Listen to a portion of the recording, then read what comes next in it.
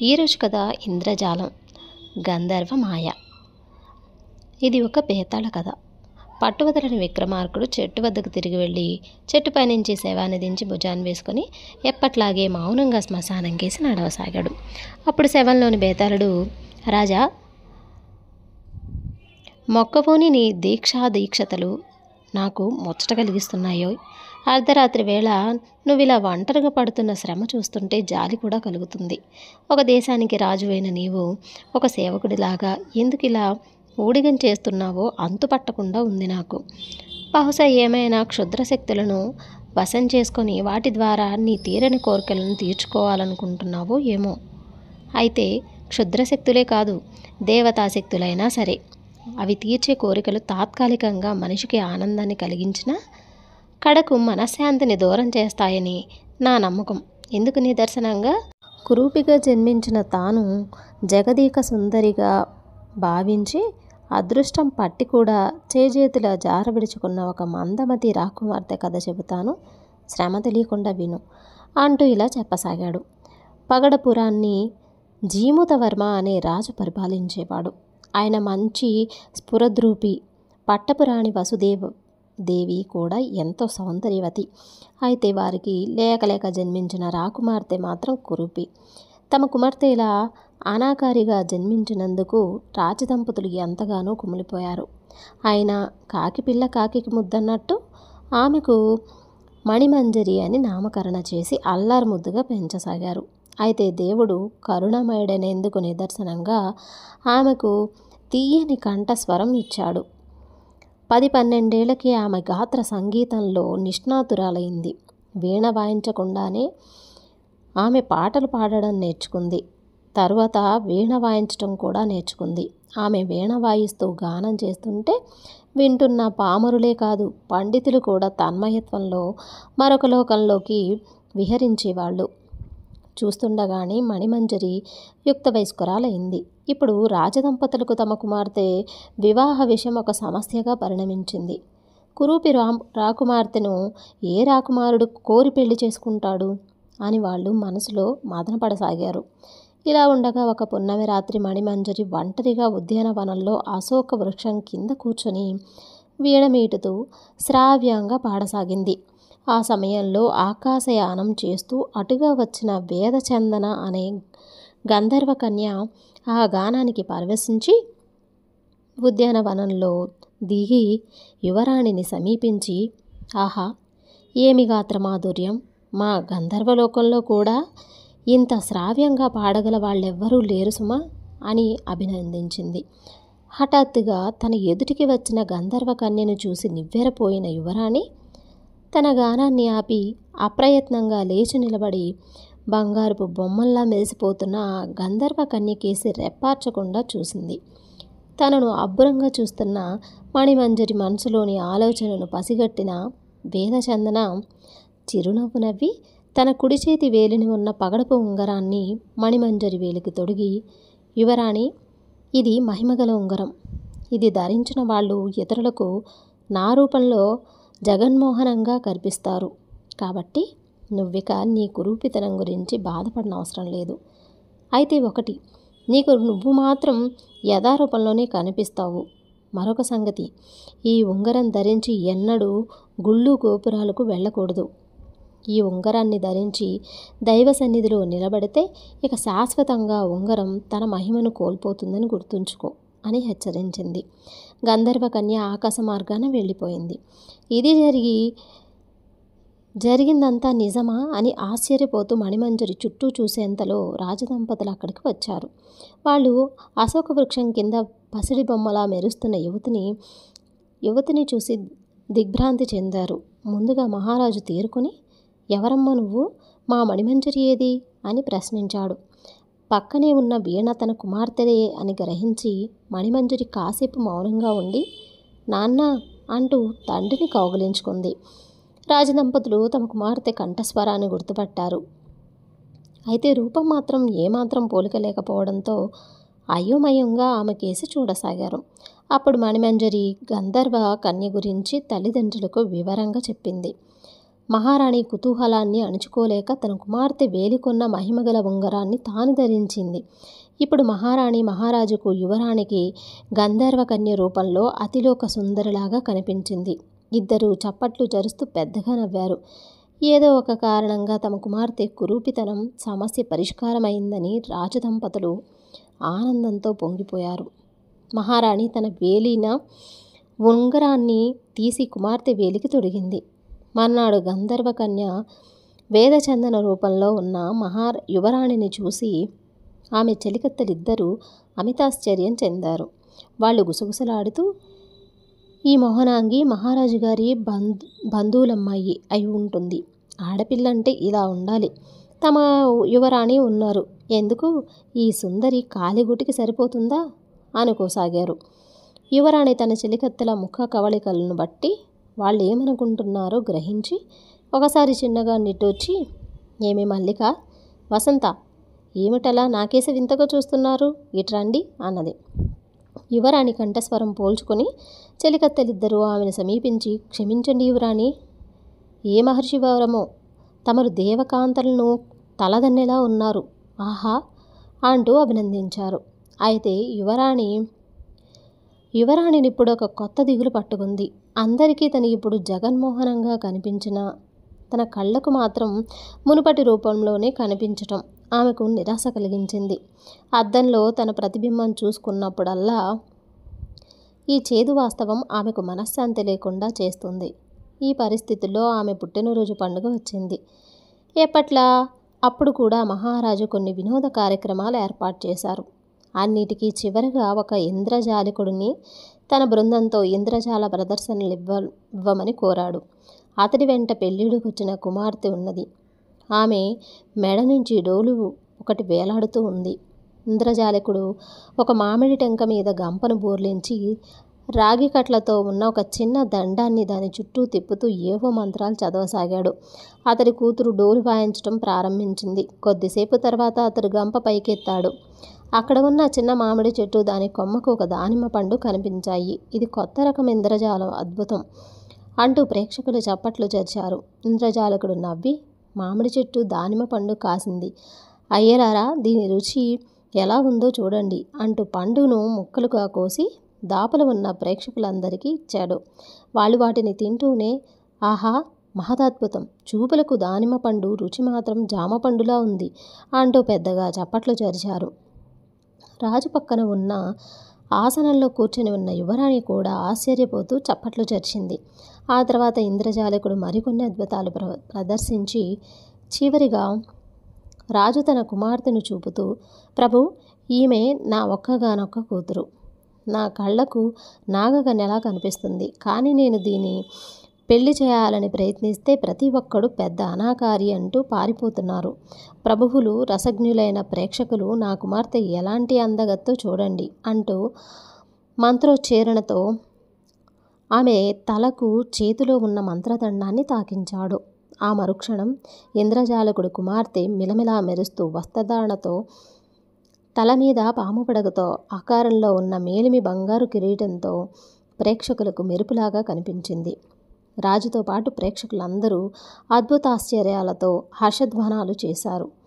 ఇంద్రజాలికుడు వినయంగా తల వంచుకొని సభకు నమస్కరించి మంత్రదండంతో తాకించిన అందుకు కుమార్తెను ఎప్పటిలా చేసి, ప్రభువులకు, సభికులకు ఒక చిన్న మనవి, ఇంతవరకు నేను చేసినవన్నీ నిజం కాదు, ఇంద్రజాల విద్యతో కల్పించిన భ్రమలు అన్నాడు. రాజు ఇంద్రజాలకుడిని ప్రశంసించి పట్టుడి ద్వారా 1000 బంగారు నాణాలు కానుకగా ఇప్పించాడు. వేదిక మీద తల్లిదండ్రుల పక్కన కూర్చుని ఇంద్రజాలకుడి ప్రదర్శన చూస్తున్న యువరాణి హృదయంలో ఒక అనిర్వచనీయమైన భావ సంఘర్షణ మొదలైంది. ప్రదర్శన ముగిసిన వెంటనే ఆమె ఒక నిర్ణయానికి వచ్చి ఆసనం మీద నుంచి దిగి ఇంద్రజాలకుడిని సమీపించి మహిమగల ఉంగరాన్ని అతడి చేతిలో పెట్టి, ఇది నీకు నా పుట్టినరోజు కానుక. ఈ ఉంగరంలో నీ ఇంద్రజాలానికి సరితూగగల గంధర్వ మాయ ఉంది. తీరుబడిగా పరీక్షించి చూసుకో అని అక్కడి నుంచి తిరిగి చూడకుండా అంతఃపురానికి వెళ్ళిపోయింది. బేతరుడి కథ చెప్పి, రాజా, కురూపిగా జన్మించిన రాకుమారికి గంధర్వ కన్య ఇచ్చిన మహిమగల ఉంగరం నిజంగా వరప్రసాదమే కదా. ఆ ఉంగరం సాయంతో తనకు నచ్చిన ఏ రాకుమారుణ్ణో వివాహం ఆడవచ్చు కదా. అలా చేయక ఆ అమూల్యమైన ఉంగరాన్ని ఇంద్రజాలుడికి బహుకరించటం వెర్రితనం కాదా? ఆ క్షణంలో ఆమెకు మతి చాచల్యం కలిగిందా, లేక ఇది అని చెప్పుకోలేని నైరస్యం వల్ల మూర్ఖంగా ప్రవర్తించిందా? ఏమిటో అర్థం కాలేదు. ఈ సందేహాలకు సమాధానం తెలిసి కూడా చెప్పకపోయావో నీ తల పగిలిపోతుంది అన్నాడు. దానికి విక్రమార్కుడు, గంధర్వకన్య యువరాణి మణిమంజిరిక ఇచ్చిన ఉంగరం మహిమగలదైనా ఆ మహిమకు కొన్ని పరిమితులున్నాయని తెలుస్తూనే ఉంది. ఇతరులు చూసి ప్రశంసిస్తున్న రూపం తనది కాదని, గంధర్వకన్య నుంచి అరువు తెచ్చుకున్నదని ఆత్మాభిమానం ఆయన యువరాణి ఎన్నటికీ మర్చిపోలేదు. అంతేకాక ఆ ఉంగరాన్ని ధరించి ఆమె దైవ సన్నిధికి వెళ్ళే అవకాశం లేదు. అప్పుడు ఉంగరం తన మహిమను కోల్పోయి తన కురూపితనం బయటపడుతుంది. ఇక వివాహ విషయానికి వస్తే తన పరిస్థితికి ఇంద్రజాలకుడి కుమార్తె పరిస్థితికి తేడా ఏమీ లేదు. నిజ జీవితంలో ఆమె నాగకన్య కాదు, తను గంధర్వకన్య కాదు. ఒకటి ఇంద్రజాలం, రెండవది గంధర్వ మాయ. ఆమె ఇంద్రజాలకుడి ప్రదర్శన చూశాక వాడు జీవనోపాధికి చేస్తున్న ప్రదర్శన లాంటిదే భవిష్యత్తులో భర్తని ఎన్నుకునే విషయంలో తను చేయబోతున్నదని ఊహ ఆమెను చిత్తక్షోభకు గురిచేస్తుంది. వాస్తవం, మంత్రతంత్రాల వల్ల మహిళ వల్ల అరువు తెచ్చుకునే అందం శాశ్వతం కాదని, అలాంటి ఆత్మ సంతృప్తిని ఆనందాన్ని కలిగించలేవని గ్రహించటం వల్లనే ఆమె ఉంగరాన్ని ఇంద్రజాలకుడికి బహుమతిగా ఇచ్చి తన విజ్ఞతను, విశాల హృదయాన్ని చాటుకుంది. ఇలాంటి హృదయ నైర్మల్యం కల వాళ్ళు చేసే పని తప్ప మందమతులు, మూర్ఖులు చేసే పని కాదు అన్నాడు. రాజుకి విధంగా మౌనభంగం కలగగానే బేతాళుడు శవంతో సహా మాయమై తిరిగి చెట్టెక్కాడు.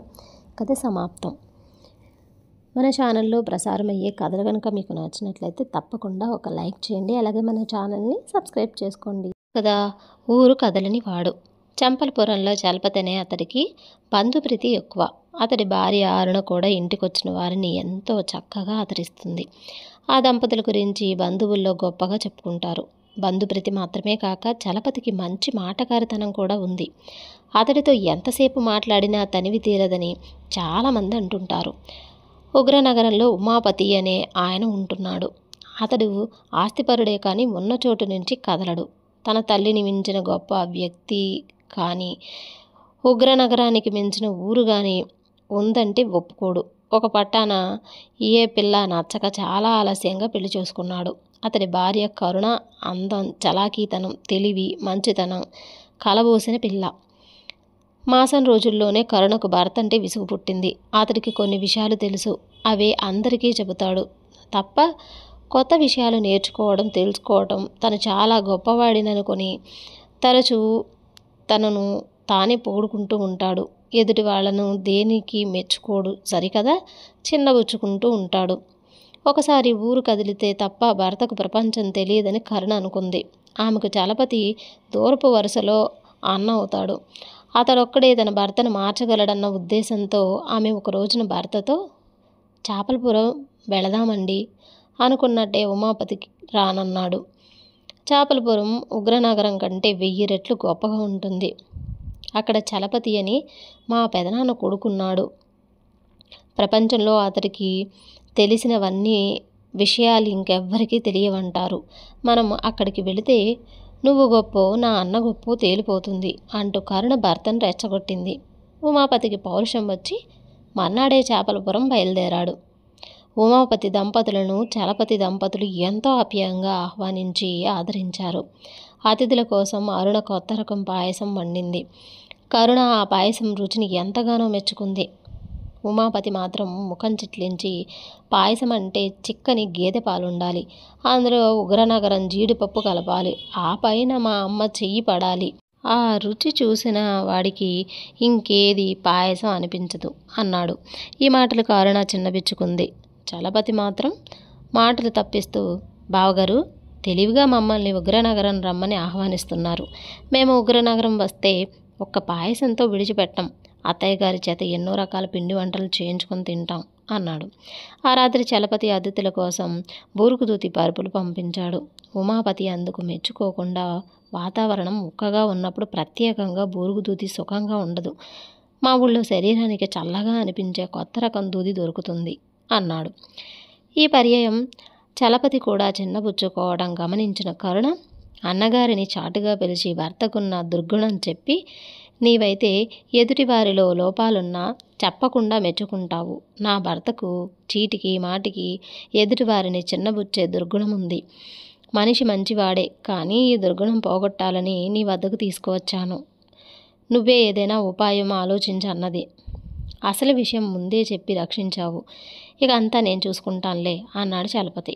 మర్నాడు ఉదయం చలపతి ఉమాపతితో ఆ ఊళ్ళోనే ఉంటున్న తన దూరపు బంధువు ముకుందుడి గురించి చెప్పాడు.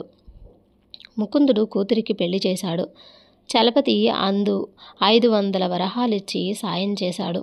ముకుందుడిల్లు కూలిపోయింది. చలపతి తాటివాసాలు దానం చేశాడు. ముకుందుడికి జబ్బు చేసింది. చలపతి చిట్కా వైద్యం చేసి తగ్గించాడు. ముకుందుడు చలపతి నుంచి ఎన్నో సాయాలు పొందాడు. కానీ ముకుందుడు చలపతి గురించి ఒక్క మంచి ముక్క కూడా అనడు. పైగా దుష్ప్రచారం చేస్తాడు. ఇద్దరు కలిసి ముకుందుడి ఇంటికి వెళ్ళారు. ముకుందుడు చలపతిని పట్టించుకోకుండా ఉమాపతితో బాగా మాట్లాడాడు. చలపతి ఎంత మర్యాదగా మాట్లాడినా చిత్కారంగా బదిలిచ్చాడు. వెళ్ళేటప్పుడు మాత్రం, రేపు ఎడ్ల జత బేరం చేస్తున్నాను, 25 వరహాలు తక్కువ కావచ్చు, లేదనకుండా సిద్ధం చేసి ఉంచు అన్నాడు. అక్కడి నుంచి బయటపడ్డాక ఉమాపతితో, ఇలాంటి వాడితో నేనేం చెయ్యాలో నువ్వే చెప్పు అన్నాడు చలపతి. ఉమాపతి ఆలోచిస్తూ, ముకుందుణ్ణి చూడగానే నాకు మా ఊళ్ళోని గోవిందుడు గుర్తొచ్చాడు. నేను ముకుందుణ్ణి పట్టించుకోలేదు. మా గోవిందుడి గురించే ఆలోచిస్తున్నాను. మా ఊళ్ళో నీలాంటి వాళ్ళు గోవిందుడి గురించి నా దగ్గర ఫిర్యాదు చేశారు. నాకు మాత్రం మా గోవిందుడి ప్రవర్తనలో తప్పేం కనిపించలేదు. అతడు నాతో బాగా మాట్లాడి ఉంటాడు. నీకు మనుషులతో మసలడం తెలియదని నా నమ్మకం. మనుషులతో ఎలా మసలాలో నాకు మా అమ్మ నేర్పింది. నాకు ఎవరితోనూ ఇబ్బంది లేదు అన్నాడు. మంచి ఉపాయం చెప్పావు, కృతజ్ఞుణ్ణి అన్నాడు చలపతి. నేను ఉపాయం చెప్పనా? ఏమిటది అని ప్రశ్నించాడు ఉమాపతి ఆశ్చర్యంగా. నువ్వు మసలినట్టే నేను ముకుందుడితో మసలాలి. అప్పుడు ఏ ఇబ్బంది ఉండదు. అదే కదా నీ ఉపాయం అన్నాడు చలపతి నవ్వుతూ. ఉమాపతి క్షణం మాత్రం వెలవెలపోయిన వెనుక వెంటనే తమాయించుకొని మరే అన్నాడు. ఆ తర్వాత చలపతి ఉమాపతికి తన ఊరు మామిడి తోటలు చూపించి, ఇక్కడ పశుగ్రాసంతో ఎరువులు తయారు చేశారు. ఈ కొత్త రకం ఎరువు కారణంగా ఇక్కడి మామిడి పళ్ళు రుచికరంగా వర్ణనాతీతంగా ఉంటాయి. పశుగ్రాసం ఎరువు వల్ల మనుషులకు రాచపుండ్లు బయలుదేరతాయట. మా ఊళ్ళో రసాయన ఎరువులు వాడతారు. రుచికి రుచి, ఆరోగ్యానికి ఆరోగ్యం అంటూ వెంటనే ఖండించాడు ఉమాపతి. చలపతి అక్కడి నుంచి అతన్ని బట్టల దుకాణానికి తీసుకెళ్లాడు. ఆలయాలు చూపించాడు. ఊళ్ళోని ఎన్నో విశేషాలు చూపించాడు. ఏవి కూడా ఉమాపతి తిన్నగా చూడలేదు. భార్య కరుణ తను చూసిన వాటన్నిటినీ అదే పనిగా మెచ్చుకుంటుంటే, ఉమాపతి మాత్రం తన ఊరి వైభవాన్ని పదే పదే తలుచుకొని మురిసిపోసాగాడు. అంతే తప్ప చపలపురంలో దేన్ని కూడా పట్టించుకోలేదు.